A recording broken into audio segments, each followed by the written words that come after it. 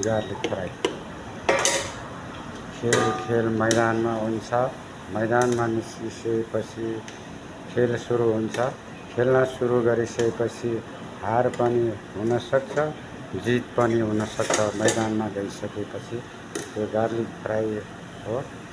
यो हेर्नुहोस् garlic fry यो धेरै जस्तो चाइनिज खानामा युज हुन्छ।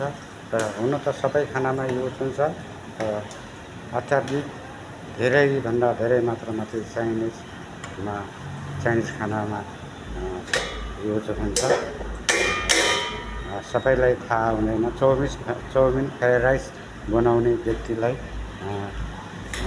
चाइनिज कुकलाई चाहिँ चाउमिन फ्राइड राइस मात्र बनाउने र थुक्पा बनाउने चाइनिज कुकलाई थाहा हुँदैन।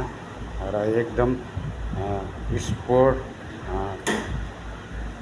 स्पोर्ट कुक चाइनिज सेफलाई मात्रै थाहा हुन्छ यो।